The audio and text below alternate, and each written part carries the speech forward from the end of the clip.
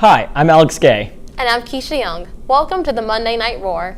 Thanks for tuning in. We have your latest news, entertainment, and sports. All that and more coming up on the Monday Night Roar.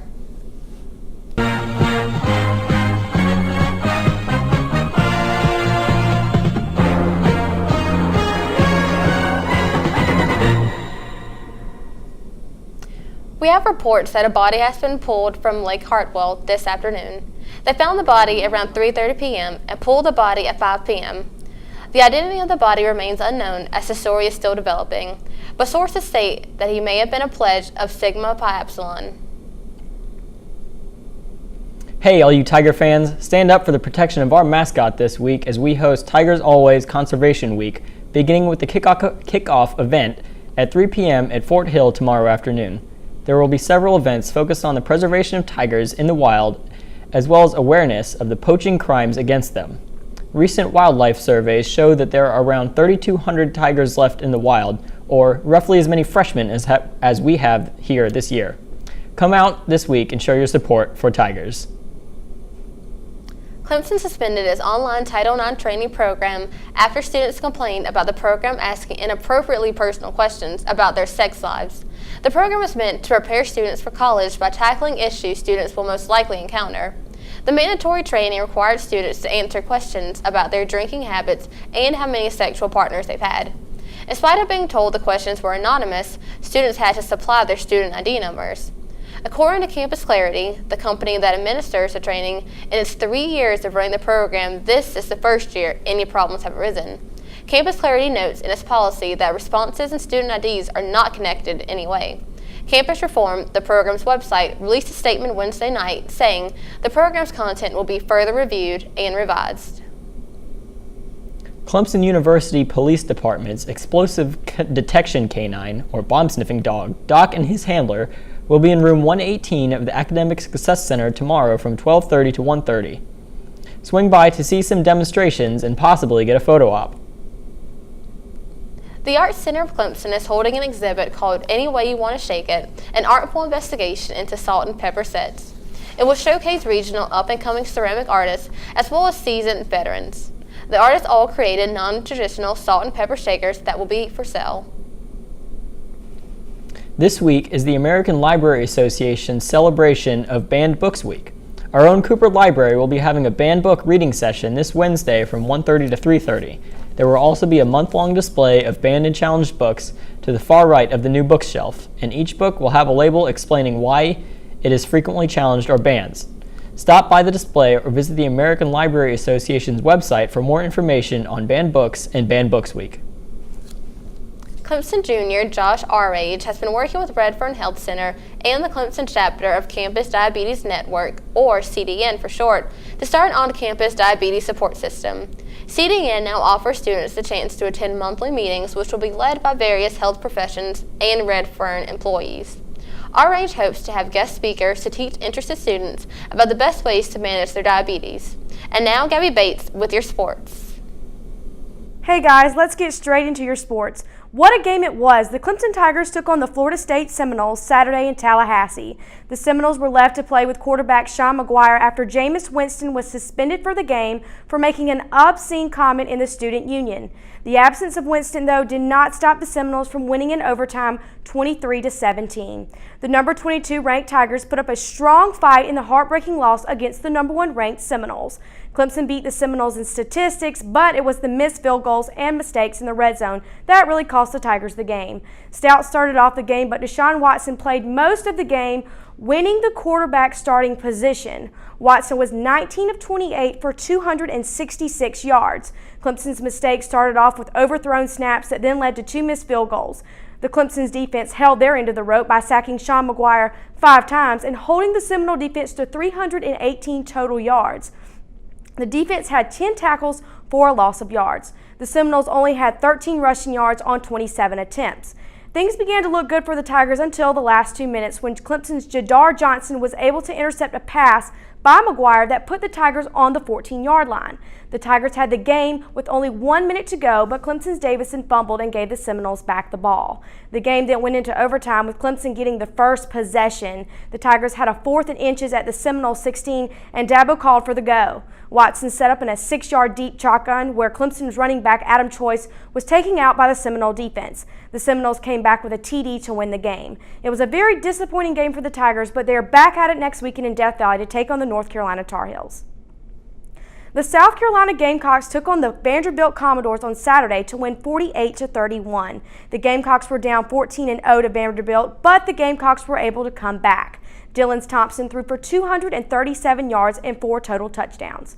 Mississippi shocked many with the upset against LSU on Saturday. Mississippi's quarterback Dak Prescott passed for 268 yards and rushed for 105 that helped put Mississippi State ahead 34-10 in the fourth quarter. Tigers quarterback Brandon Harris had 2 late touchdowns. Harris attempted for the final touchdown for the win, but it was intercepted by Mississippi's Will Redmond to help the Bulldogs defeat the Tigers. Other big games were number 3 Alabama defeating number 21 Florida 43-21. Crimson Tide's Blake Sims finished with 445 passing yards and 4 touchdown throws. That's all I have for your sports. Now back to you guys. Thanks, Gabby. A 59-year-old resident of Washington, D.C. was charged after breaking into a police station in Vermont. The man says he was looking for a warm place to stay and mistakenly broke into the station thinking it was a school. He used a traffic cone to break the glass and gain entry to the police station and is currently being held on charges of suspicion of unlawful mischief. Tired of having to reference your constantly lost sticky note when people ask you for your Wi-Fi password? Those days are no more thanks to the new app Insta WiFi. Insta Wi-Fi allows users to create QR codes or NFC tags with the Wi-Fi network details built in, so all you have to do is scan the code or tag and the login information is right on your phone. This technology might soon find its way into public places that want to offer free but private Wi-Fi networks. Say goodbye to ever having to recite your network's password again. After a 10-month journey to Mars, the MAVEN spacecraft is successfully orbiting the red planet. NASA's Mars Atmosphere and Volatile Evolution craft entered Mars's orbit last night, from which it will complete its mission of studying the upper atmosphere of Mars like nothing has before. MAVEN will study the atmosphere to help us learn about the history of the Martian atmosphere and how that has affected the planet's surface. MAVEN was launched November 18th and has a planned primary mission planned to last 1 Earth year that NASA Administrator Charles Bolden says will better inform a future mission to send humans to the red planet in the 2030s. And now we'll check in with Freddie for your movie news. Hello and welcome back to Showtimes. We provide you with all the important movie news from the couch to the theater. We cover movies coming to Redbox theaters, Netflix, and Amazon Prime. Up first are the movies coming out to Redbox. If you want to see Adam Sandler fail again, you can check out Blended as early as tomorrow. Next up are Netflix and Amazon. First, if you missed it last week, Silver Linings Playbook is now on Netflix. New this week is Jackass Presents Bad Grandpa on both Netflix and Amazon this Saturday. A bunch of TV shows are hitting the streaming services this week. Revolution is on Netflix today. How I Met Your Mother is on Amazon tomorrow and Netflix on Friday.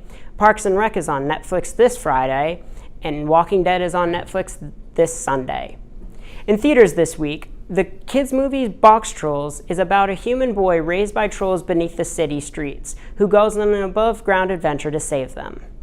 And The Equalizer, an average-looking action film featuring Denzel Washington as an ex-Black Ops operative brought out of retirement to fight a Russian gang. And finally, for theaters, if you haven't seen it already, you should go and see Maze Runner, a book-to-film adaptation which is getting average reviews, and the comedy This Is Where I Leave You, starring Jason Bateman and Tina Fey. Thank you for tuning in, and watch next week for more news. Back to you. Thanks, Freddie. Last Monday, Urban Outfitters faced scrutiny from the public for releasing a highly controversial, vintage, blood-splattered Kent State University sweatshirt. The hip clothing brand quickly retracted the item from its online store shortly after the media got a hold of the story. The sweatshirt appeared to be a blatant allusion to the 1970 massacre in which Kent State students were shot and wounded for protesting the Vietnam War. An Urban Outfitters rep tweeted, "Urban Outfitters sincerely apologizes for any offense our vintage Kent State sweatshirt may have caused." Kent State students have reportedly said they do not find the sweatshirt to be offensive. However, Kent State alumni that were students during the time of the massacre have publicly shared their disgust for Urban Outfitters' lack of judgment. The Tau Kappa Epsilon fraternity at University of Wisconsin-Milwaukee is currently being investigated by school officials, its national organization, and campus police after accusations have been made that females at a party on September 12th were marked with color-coded X's on their hands that signified which ones were to be given date rape drugs. The frat has been tentatively suspended while the chapter is under inspection. That night, at least 3 women and 1 man were seen vomiting uncontrollably and were later hospitalized. The women claimed to have, quote, felt weird before blacking out. Tom Lujak, vice chancellor for the university relations, told police that 1 person has been arrested. However, no charge has yet been made. Purdue shooter Cody Cousins was sentenced to a maximum of 65 years in prison after admitting to lying to a judge about being mentally ill. The Indiana man fatally stabbed and shot fellow Purdue student Andrew Bolt inside a crowded classroom. The Tippecanoe Superior Court Judge Thomas Bush said that Cousins showed zero remorse for his crime and called the slaying a crime of hatred. Cousins has been jailed since his arrest and will receive credit for his time served. And now John Oliver and Valentin with your entertainment news. You can finally stop holding your breath. Colin Farrell was officially announced as the first cast member of True Detective. The actor will make an 8-episode stint on the hit HBO show. Farrell told an Irish newspaper that he is so excited to star in the new miniseries. Filming will take place in Los Angeles, where he's currently living.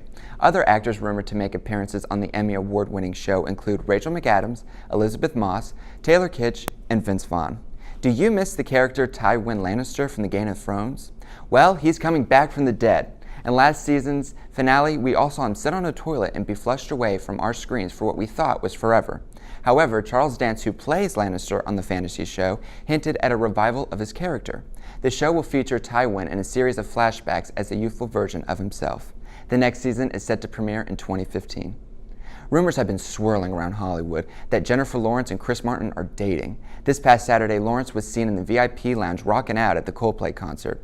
Coldplay was playing at this year's iHeartRadio Music Festival. The two have been allegedly dating for a couple months, and for those of you who have been living under a rock, Chris Martin was married to Gwyneth Paltrow before dating another Oscar award-winning actress. Speaking of the iHeartRadio Music Festival, this year's concert was incredible. Performers included Iggy Azalea, Nicki Minaj, Ed Sheeran, One Direction, Calvin Harris, will.i.am, Pete Wentz, and Taylor Swift, as well as a surprise dance-off between Usher and Chris Brown. Thanks for watching. John Oliver. Greek police recently brought down a VIP cab service scam that was using the bank accounts of homeless people to collect deposits. The service told cab drivers that if they paid a €1,500 deposit, it would get them a customer list that would include officials from the European Commission and World Health Organization that promised to pay €300 a day for at least a month. 7 people were arrested and have been accused of taking €110,000 in deposits from cab drivers. Saturday, Scotland held a vote over whether or not to become independent from the UK. Since Scotland has highly marketable resources like oil and whiskey, some voters thought they should break away and start their own country. However, not enough people were on board, and Scotland did not elect to become independent. Entry into the European Union wasn't guaranteed for the Scots, and the separation could have caused economic friction. 115 people are reported dead after a tragic collapse of a building at a church complex in Nigeria several days ago. South African officials report that 84 South Africans were among those killed in the fall of the multi-story building used as a guest house and shopping mall. Nigerian officials say that church officials prevented rescuers from working during the critical first few hours and that shoddy craftsmanship may have been the reason for the collapse, but church officials deny any allegations of not cooperating and are blaming Islamic militants for the collapse. A new video by ISIS shows British journalist Jonathan Cantlie talking about his country abandoning him and leaving the fate of his life in the hands of the Islamic State. Cantlie has been held hostage for the past 2 years. However, this is the first time his abduction has been publicly discussed. This video was released right before France carried out its first airstrikes against ISIS. ISIS has advanced toward the Syrian Kurdish city of Kobani, forcing many people to flee their homes. Over the past 4 days, as many as 200,000 people have fled the area, most into Turkey. A Turkish news agency reports that 130,000 refugees have entered the country since Friday. Turkey is helping the new arrivals, but processing them has slowed the influx as each new arrival is receiving a medical check and an ID card to show local authorities their status as a refugee. The conflicts continue as we hope that ISIS's violence will soon be brought to a stop. Islamic State spokesman Abu Muhammad al-Adnani has released a disturbing message threatening the U.S. and its allies. In a speech called Indeed Your Lord is Ever Watchful, which was released over social media Sunday, he urged members of the Muslim faith to commit violence against disbelievers by any means necessary. The message also calls on fighters in Egypt's Sinai Peninsula to continue attacking the country's security forces. And finally, James Eister has your weather news. Thanks, guys. Let's take a look at your weather for the rest of the week. Taking a look at this week, it's going to be pretty cool. Highs in the upper 70s, lower 80s. Not much of a chance for rain, just like this week. Taking a look outside your window right now, it is a cool 72 degrees. It's pretty clear outside.